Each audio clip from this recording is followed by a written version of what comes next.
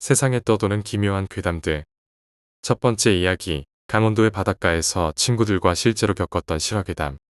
신우가 친구들과 강원도 바다로 놀러가기로 약속을 하고 준비하던 중 나이차가 좀 나서 아직 어리던 신랑에게 너 가지고 노는 튜브 좀 빌려달라고 했대요. 침대같이 평평하고 길쭉한 튜브였는데 엄마를 졸라 산지 며칠 되지도 않아 개시도 못한 튜브를 빌려달라니 어린 신랑은 싫다고 울고불고 난리도 아니었다네요. 꼬셔도 안 되고 맛있는 걸 사줘도 안 되고 돈도 싫다 하니 방법이 없어 잘 때 몰래 훔쳐서 새벽같이 출발했대요. 신우랑 가장 친한 여자친구 A와 여자친구 B 그리고 남자친구 둘까지 해서 다섯이 동해로 놀러가서 술 좋아하는 그들끼리 신나게 먹고 마시고 놀았다네요. 그날 노래방에 가서 노래를 부르는데 신나게 놀던 A가 갑자기 반주도 없이 마이크를 잡고 이제 가면 언제 오나 하면서 장례치르는 노래를 부르더라네요. 다들 얼큰하게 술 취해 있는데 그 노래를 들은 신우가 갑자기 짜증이 확 밀려와서 너는 왜 그딴 노래를 부르냐 재수없게 라면서 쏘아붙였다네요. A는 뭐 어떠냐며 뒷부분은 모르는지 흥얼거리다 끝났고 그날은 그냥 그렇게 술 먹다 민박집 가서 자고 다음날 바다로 나갔다네요. 갈등의 튜브를 들고 가면서 A와 신우 그리고 B는 선탠도 할 겸 오일 바르고 튜브에 누워있으면 되겠다 하며 깔깔거렸고 B는 남자친구들과 수영부터 해야겠다며 먼저 갔죠. 신우와 A만 오일 바르고 백사장에 좀 있다가 튜브를 들고 바다로 들어갔대요. 여름철인데도 인적이 별로 없는 해수욕장을 갔는지 사람이 별로 없어서 한적했다는데 튜브를 잡고 한참 물놀이를 하다가 A는 쉬려고 물에 띄운 튜브에 올라가 있고 신우는 튜브에 타려다가 돌뿌리에 발가락이 부딪혀서 너무 아픈 나머지 짜증이 솟구쳐서 그냥 나와버렸다더라고요. 터덜터덜 물 밖으로 걸어나와서 모래사장턱에 걸터 앉아 있다가 합류한 다른 친구들과 다친 말에 대해서 이야기하다 친구들은 매점을 가고 신우만 남아 바다를 봤는데 아까보다 튜브가 멀리 가 있더라네요. 그래서 눈을 찌푸리고 다시 봤더니 A는 튜브에 없는 것 같아서 자세히 보자 물 밖으로 얼굴이 올라왔다 내려왔다 하면서 튜브를 잡으려고 했는지 손을 버둥거리는 A를 발견하고는 막 소리를 질렀대요. 신우는 수영을 꽤 잘했다고 하던데 왜 구하러 안 갔냐고 물으니 머릿속이 하얀 게 너무 놀라고 당황하니까 발이 움직여지질 않더라고. 소리만 빽빽 질렀는데 더 이상 물 밖으로 A가 보이질 않더래요.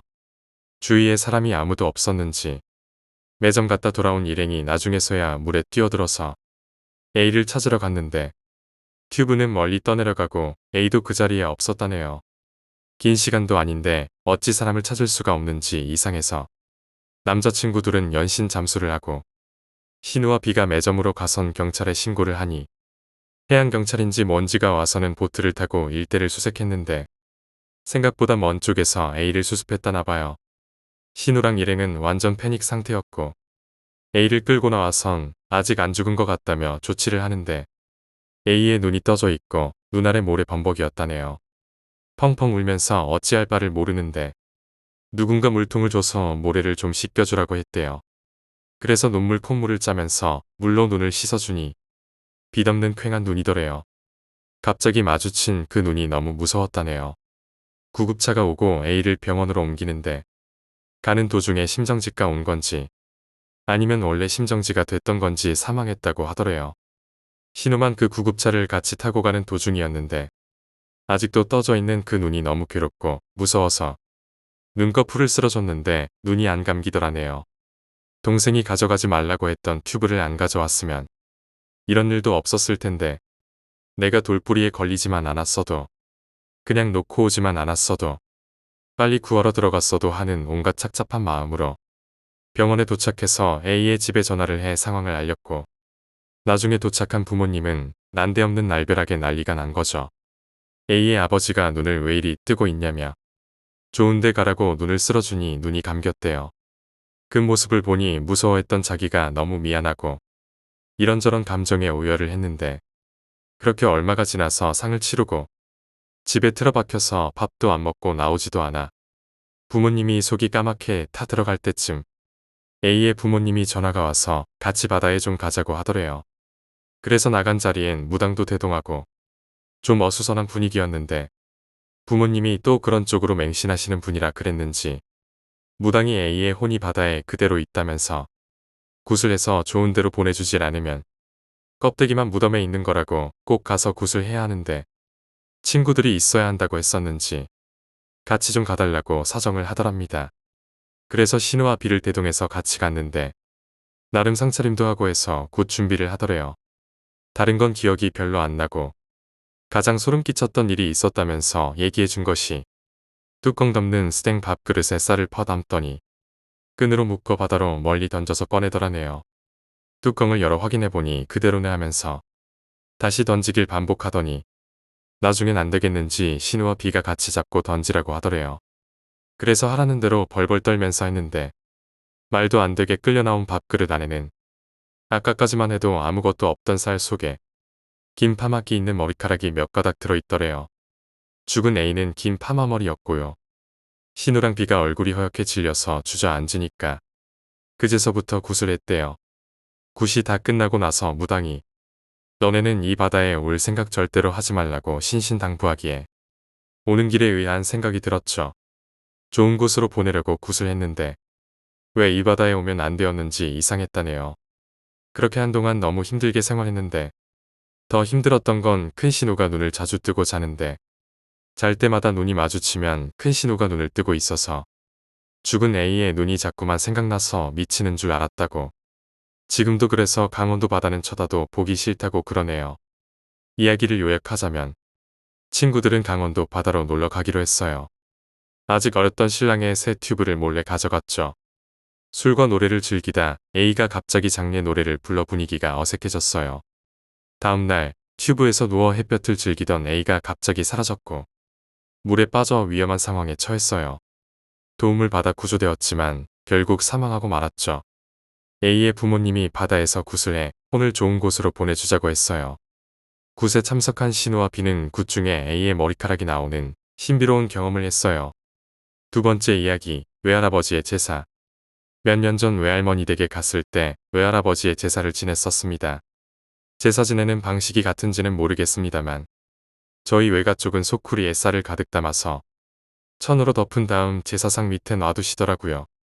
이유를 물으니 돌아가신 분이 새가 되어서 왔다가 가신다고 들었습니다.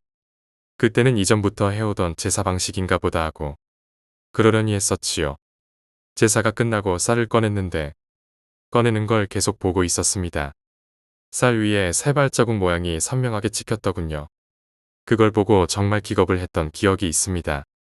상식적으로는 말이 안 되는 일이 실제 눈앞에 보이니까 더 소름 돋고 무서웠던 것 같아요. 세 번째 이야기, 흉몽. 나는 어린 시절부터 흔히 말하는 기가 발달해 있는 편이다. 심심풀이로 가본 무당집에서 너 신이 계시구나. 너 내가 모시는 신이 보이니? 라는 질문을 듣고 그 질문을 맞춘 적이 있다고 하면 무당이 만족스럽다는 듯이 웃고 개인적인 전화번호까지 줬다고 하면 알까. 몇 년 전의 이야기다. 당시 나에게는 친구가 하나 있었다. 그 친구의 이름은 승혜다. 승혜는 조금 신기한 친구였다. 남들은 모르는 각종 지식을 알고 있었으며 삶이 기구했고 자기가 마녀라고 그랬다. 처음엔 얘가 미쳤나라고 생각했다. 그러나 나는 승혜가 그런 존재가 아니라는 건 금방 알 수 있었다. 그 애는 내가 말하지 않은 것들도 알았고 말한 것들은 당연히 알았으며 현실에 사는 내가 아니었으니까. 승혜는 특이했고 그 애의 주변엔 귀신도 신도 아닌 이상한 것들이 돌아다녔으며 그것들은 하나같이 승혜를 사랑했다. 말하지 않은 다른 사람의 꿈까지 읽는 아이. 다른 사람의 꿈속에도 들어와서 인사하는 아이. 그리고 그걸 현실에서도 인지하고 있는 아이. 그게 승혜였다. 나는 신기를 앓고 있던 덕분에 이상한 일을 많이 겪었다. 그리고 고모는 내가 그런 것에 연관되는 걸 죽어라 싫어하는 사람이었다. 안타깝게도 그렇기 때문에 내가 겪는 이상현상들을 상담할 구석이 없었다. 내게 이상한 일은 꿈에서 먼저 예고를 하고 찾아오는 편이었다. 좋은 꿈은 꾸면 바로 좋다는 걸 알기에 상담할 사람이 없다. 흉몽과 악몽은 지나치게 두려워서 상담하고 싶은데 상담할 사람이 없다. 그럴 때마다 승혜는 많은 위안이 됐다. 내가 집안에 숨어있는 어떤 덩어리들을 쫓아내는 데 실패하고 사람들이 모두 이게 너 때문이라고 하는 꿈이라던가 문이 환히 열린 대청마루에서 수백 명의 사람들이 들여보내달라고 외치는 꿈이라던가 꿈속의 꿈에 갇혀서 몇 번이고 깨어나는 꿈이라던가 많은 꿈들이 있었고 승혜는 많은 꿈들을 들어갔다. 그러던 어느 날 승혜가 물었다. 우리 꿈 거래할래? 그날부터 우리의 꿈 거래가 시작됐다. 승혜는 타인의 흉몽을 사주던 사람이었다. 꿈 거래라고 해봐야 별거 없었다. 내가 흉몽을 팔아도 길몽을 팔아도 승혜가 내게 대가를 줬다. 점을 봐주기도 했고 액땜을 해주기도 했고 약을 지어주기도 했다. 나는 흉몽 한 개와 길몽 한 개를 같이 팔았는데 흉몽만 팔아도 되는 걸 굳이 길몽까지 끼워 넣었던 건 꿈거래나 무속 쪽으로는 아무것도 모르면서도 흉몽을 상쇄시키길 바란다는 마음 때문이었다. 나는 승혜에게 내가 기가 트여 있다거나 그런 체질을 말하지는 않았다. 당시엔 그런 걸 진지하게 말한다는 게 조금 부끄럽게 여겨졌다. 승혜에게 나는 그냥 이상한 꿈을 꾸고 감이 조금 발달한 아이 정도였다. 그러나 승혜는 내 체질을 바로바로 알았다. 너 무당 끼고 살아야겠다. 부적 같은 것도 꿈에서든 현실에서든 잘하고 있기는 한데 내가 도움 줄 수 있는 부분은 너한테 꿈을 사는 거밖에 없어. 이런 말들을 승혜에게 들었을 때 그때가 되어서 나는 승혜에게 내 체질을 밝혔다. 승혜는 그럴 줄 알았다는 반응이었다. 내 꿈속 세계가 계속 부풀어 갈수록 승혜의 몸은 안 좋아졌다. 어느 날부턴가 나는 승혜에게 더는 꿈을 팔아서는 안 될 것 같아서 팔지 않았다. 그 이후로 승혜의 건강도 안정된 걸로 보였다. 그 전에 꿈을 들어주기만 했다. 그리고 어느 날 승혜의 몸이 굉장히 안 좋던 시절에 승혜는 신신당부했다. 당시에 승혜는 꿈을 하나 잘못 산 이후로 몸이 급격하게 안 좋아졌다고 했다. 입원과 퇴원을 반복하는 그 애를 보고 나는 이제 더 이상 승혜가 꿈을 사면 안 될 것 같다고 생각했다. 악몽도 거래하면 안 된다는데 흉몽을 몇 개나 사들이고 있는 친구를 말리지 않을 사람이 드물지 않을까. 내가 이제 꿈 사지 마. 너 갈수록 몸 안 좋아지는 것 같아. 라고 하자 승혜는 웃었다. 나 아니면 누가 해결해. 그래서 괜찮아 라고 말했다. 그 애는 정 걱정이 되면 만나서 모종의 도움을 달라고 했다. 나는 거절하지 않았다. 무슨 도움인지는 정확히 판단하지는 못했으나 괜찮았다. 내가 돕지 않으면 승혜는 죽으리라. 그런 생각 때문이었다. 그러나 나와 승혜는 만나지 못했다. 약속을 잡으면 누가 방해라도 하는 것처럼 다른 이유가 생겨서 약속이 깨졌다. 내가 승혜네 집에 가기로 할 때면 승혜에게 일이 생겼고 승혜가 우리 집에 오기로 할 때면 승혜를 갑자기 데려가는 누군가가 있었다. 승혜와 내가 만나는 걸 방해하는 것처럼 한두 번도 아니고 몇 번이고 말이다. 그로부터 1년 뒤 아주 간만에 꿈에 승혜가 나왔다. 우리는 몇 번이고 만나려고 했지만 실패했기에 우리가 아는 그 장소에서 만났다. 승혜는 분홍색 코트를 입고 나왔고 만나서 팬케이크를 먹었다. 이제 일하러 갈까? 라고 내가 물었다. 그랬더니 승혜는 고개를 저으면서 아니야, 이제 도와줄 필요 없어. 오늘은 그냥 놀자. 라고 했다. 우리는 카페도 가고 맛있는 식당도 갔다가 노래방도 갔다. 꿈속에서 승혜는 실컷 놀았더니 기분 좋다. 라고 말했다. 그리고 그 애는 이제 병원에 가야겠다고 말하며 짐을 챙겼다. 그래서 나도 짐을 챙겨 자리에서 일어났다. 승혜는 자리에서 일어나지 않았다. 오늘 놀아줘서 고마웠어. 정말 재미있게 놀았어. 승혜가 왜 그런 말을 했을까? 그런 생각을 했을 즈음에 나는 꿈에서 깼다. 승혜가 나오는 꿈이었는데 불길하게 느껴진 건 처음이었다. 승혜는 아무런 연락을 받지 않았다. 그리고 며칠 뒤 나는 승혜가 죽었다는 이야기를 들었다. 승혜는 타인의 흉몽을 사주던 친구였다. 그리고 다른 사람의 꿈에 들어가거나 말하지도 않은 다른 사람의 꿈을 알거나 할 수도 있는 애였다. 승혜가 죽은 지 몇 년이나 지났다. 그러나 나는 아직 승혜가 이승을 완전히 떠난 것은 아니라고 생각한다. 승혜가 죽은 뒤로 어찌된 일인지 나는 더 이상 꿈을 꾸지 않게 되었다. 꿈을 꾸더라도 기억이 나지 않았다. 그런데 가끔씩은 승혜의 꿈을 꿨다. 그것도 아주 생생하게. 우리는 인사도 대화도 하지 않지만 표정만 보고서도 서로가 말하고자 하는 걸 알 수 있었다. 그래서 우리는 표정만 보고 아무런 일도 없었다는 것처럼 내 꿈의 등장에 놀고는 했다. 그리고 다음날 아침 잠에서 깨어나면 승혜가 찾아왔구나 하는 것이다. 사람들은 승혜가 병으로 죽었다고 말하지만 나는 그게 모든 이유는 아니라고 생각했다. 승혜를 생각하면 복합적인 감정이 든다. 하지만 아직까지 약간의 의문점은 남는다. 승혜는 흉몽과 악몽이 자신에게 좋은 영향을 끼치지 못한다는 걸 알았다. 그러나 매번 사실상 아무런 대가도 받지 않은 수준으로 흉몽을 사가곤 했다. 아니, 오히려 자기가 값을 지불했다. 승혜는 왜 그랬을까? 지난 몇 년간 생각해봤지만 나는 여전히 승혜가 왜 그랬는지를 알 수 없다. 네 번째 이야기, 할아버지의 실화. 신나게 게임을 하고 있는데 외가집에서 전화가 왔습니다.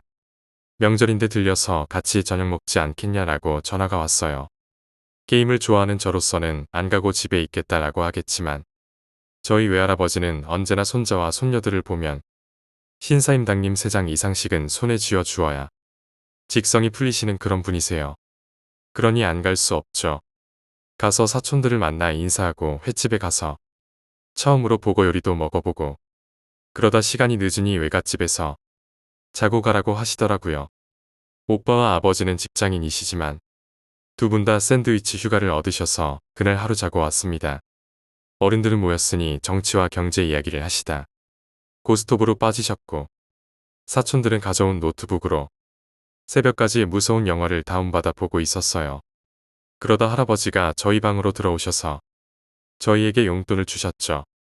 근데 할아버지께서 저희가 보고 있는 공포 영화를 힐끗 보시더니 너희는 저런 게 무서우냐라고 하시더라고요. 당연히 무섭죠. 무서우라고 만든 영화니까요. 근데 할아버지께서 말씀하시길 나는 70평생을 살면서 어렸을 때 있었던 일보다 무서운 일을 겪었던 적이 없었다라고 하셨죠. 영화도 슬슬 질려가고 있던 참이라 간만에 어려진 마음으로 할아버지께 무슨 일이었는지 이야기해달라고 졸랐어요. 그리고 할아버지는 앞에 있는 생과자를 드시면서 이야기를 해주셨어요. 서론이 길었네요. 이건 할아버지께서 10대셨을 때 이야기입니다. 저희 외갓집은 지금 경기도 외곽 지역에 자리 잡고 있지만 원래 할아버지의 고향은 함경북도입니다. 지금은 몇십 년이 지났고 고향 땅과 관련된 물건은 하나도 남아있지 않아서 정확한 위치는 기억나지 않지만 동네에 가구가 30채 정도 있고 뒤에 큰 산을 등지고 있으며 산 둔턱에 울타리를 치고 염소랑 닭을 키우셨대요. 그때 당시 할아버지의 동갑내기 친구가 하나 있었는데 대부분의 10대들이 그렇듯 그분도 한참 질풍노도의 시기였나 봅니다. 그런데 정도가 다른 아이들보다 심했대요. 화를 참지 못하고 한번 화가 나면 광견병에 걸린 개처럼 이빨로 물어뜯고 손에 들린 건 닥치는 대로 휘두르고 부수고 그러다 한참 그 동네에 있던 한참 나이가 어린 여동생이 그 미친 아이가 던진 호미에 맞아 이마가 뚫린 적도 있었더랍니다. 그 미친 아이의 부모님은 동네 사람들만 보면 죄송합니다 하고 허리를 굽히셔야 했고 그 아이가 저지르는 짓은 날로 갈수록 심해져서 주변 사람들도 전부 손을 놔버렸을 정도랍니다. 일이 터진 날은 가뭄 때문에 몇 달 동안 비가 안 오던 가을입니다. 그날 미친 아이가 집 옆에서 쥐를 잡아 구워 먹겠다고 나뭇가지를 모아다 불을 붙였는데 하필 불씨가 옆집 울타리로 옮겨 붙었대요. 비가 안 와서 나무고 잡초고 전부 바짝 말라있는 날 바람까지 쌩쌩 불어대니 불은 삽시간에 번지고 그때 당시에 돌로 지은 집이 흔하지도 않을 때라 그대로 불이 번져 집 4채가 홀랑 타버렸다고 합니다. 정작 바람이 부는 방향 때문에 미친 아이의 집은 멀쩡했다고 하고요. 죽은 사람은 없는데 어떤 사람은 화상을 입어서 팔이 쭈글쭈글해지고 어떤 아주머니는 머리카락에 불이 붙어 머리 가죽이 다 타버리고 난리가 났던 거죠. 그 일 때문에 미친 아이의 집은 당장 동네 사람들에게 몰매를 맞고 쫓겨나도 할 말이 없는 판국이었습니다. 그나마 다행인 게 미친 아이의 집에 있는 소 2마리를 각각 한 집에 하나씩 주고 미친 아이의 가족이 살고 있던 집을 또 한 집에 주고 남은 한 집은 동네에서 창고로 쓰던 집이라 대충 흙을 바르고 지붕 얹어서 미친 아이의 가족들이 거기서 살게 되었습니다. 그리고 어느 정도 사건이 마무리됐을 때 미친 아이의 어머니께서 저희 할아버지 집에 찾아오셨대요. 그리고 할아버지의 어머니 앞에 앉아 막걸리를 두세 사발씩 마시면서 아 새끼 때문에 못 살겠습니다.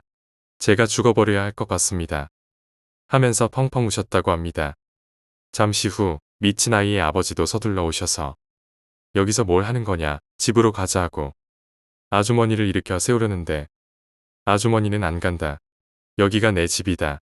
그냥 이 집에서 쥐새끼로 살고 말지. 그 괴물자식 있는 집으로는 절대 안 간다. 하며 발버둥을 치셨답니다. 아무리 술에 취했다지만 오죽이나 무서웠으면 저런 식으로 말을 했을까 하는 생각이 들었습니다. 아주머니께서 해가 다 넘어갈 때까지 소리를 고래고래 지르며 바닥에 뻗어 있으니 근처에 있던 동네 사람들이 전부 할아버지 집에 모여 혀를 끌끌 차면서도 자식 새끼가 원기 들린 무당보다 더 지랄을 하는데 저럴 만도 하다라고 하시는 분들도 계셨다고 합니다. 하여간 아주머니가 그렇게 우는 게 너무 안쓰러우셨는지 미친 아이의 아버지는 결국 특단의 조치를 내리셨대요. 그 길로 집으로 쓰는 창고로 들어가 죽으려 자고 있는 미친 아이를 길바닥에 패대기 쳐 정신을 잃기 직전까지 밟아 두드려 패고 매주를 엮어놨던 밧줄로 손이랑 몸뚱이를 묶어서 산속으로 끌고 들어갔다고 합니다.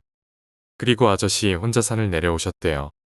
그리고 다음날 할아버지가 닭 모이를 주려고 산 둔턱에 올라가셨는데 미친 아이가 염소무리들 사이에서 할아버지를 보고 고래고래 소리를 질러대며 뛰쳐나왔다고 합니다. 온몸은 흙이랑 땀으로 범벅이고 여기저기 긁히고 상처 때문에 피딱지가 얹혀서 숨은 헐떡거리고 있었죠. 옷도 다 찢어지고 손톱도 죄다 벗겨진 채로요. 염소 사이에서 저런 게 튀어나오니까 처음엔 염소가 살가죽을 벗고 귀신이 되어서 자기를 죽이려고 쫓아오는 줄 알았대요. 반나절 만에 발견된 미친 아이는 그날 이후로 완전 다른 사람이 됐다고 합니다. 몸을 수그린 채 주춤주춤 다니고 목소리도 모기만해져서는 눈도 못 마주치는 그런 상태가 되었다고 하네요. 그 해가 완전히 지나가고 그 다음의 여름 할아버지가 강가에서 개구리를 잡고 있을 때 미친 아이가 강물에 물수제비를 하는 걸 보고 가서 물어보셨대요. 작년에 산속에서 무슨 일이 있었냐고요. 귀신을 본 거니 괴물을 본 거니 물어봐도 대답이 없길래 그냥 다시 개구리 잡으러 가야겠거니 했는데 미친 아이가 말하길 나 때문에 저 뒷산에 귀신이 왔어. 절대 가지 마라. 라고 하더랍니다. 그래서 할아버지가 다시 물어봤을 때 그제서야 입을 열더래요. 미친 아이가 산속에 끌려 들어간 날 미친 아이의 아버지는 자식을 나무 기둥에 묶어놓고 네 버르장머리가 고쳐질 때까지 여기다 묶어두고 매일 밥이랑 물만 주고 갈 것이다. 짐승 새끼는 짐승처럼 살아라. 라고 하며 그대로 산을 내려갔다고 합니다. 가로등은커녕 전기도 없던 시절에 산속은 코앞에 내 손바닥도 안 보일 정도로 깜깜했겠죠. 처음에는 혼자 소리 지르고 발버둥치고 울다가 지쳐서 뻗어 있는데 귓가에서 나뭇가지 비비는 소리가 들렸대요. 자세히 들어보니까 뭔가가 자기한테 말을 하고 있더랍니다. 아무도 없는 산속에 숨만 쉬고 있자니 목소리가 점점 또렷하게 잘 들리기 시작했는데 엄마가 이제 너 보러 여기 안 온다. 너 여기서 살아야 돼. 그냥 굶어 죽어야 돼. 라고 각작대는 소리로 말하더랍니다. 미친 아이는 무서운 마음에 밧줄을 풀려고 용을 쓰는데 갑자기 목소리가 귀싸대기를 후려갈기는 것처럼 커지면서 이 새끼야 내가 너 보러 왔다고 했잖아. 고기 어딨어? 라고 했대요. 그러다 갑자기 옆에 있는 나뭇가지가 또 꺾어지면서 얼굴을 찹찹 긁더랍니다. 바람이 불어서 그런 건지 아니면 누가 손에 쥐고 얼굴에 비볐댄 건지 늦가을에 이파리 하나 없이 바싹 마른 나뭇가지에 얼굴이 피떡이 될 때까지 긁혔대요. 그만하라고 소리를 지르면서 몸을 발버둥치는데 나뭇가지가 떨어져 나가면서 또 목소리가 들렸답니다. 고기 냄새가 난다라고 말이죠. 마을 사람들이 너 뒤졌다고 고기 굽는갑다. 아닌가? 너한테서 나는 냄새야. 고기 어딨어 하고 말하는데 지금 옆에 있는 게 뭔진 몰라도 이대로 있다간 뜯어먹힐 거라는 생각을 했대요. 그래서 목 졸려 죽을 각오로 몸통을 묶은 밧줄에 몸을 비비면서 밧줄 매듭이 있는 곳까지 몸을 돌려 이빨로 매듭을 물어 뜯었다고 합니다. 근데 밧줄에서 굉장히 찝찝한 맛이 났대요.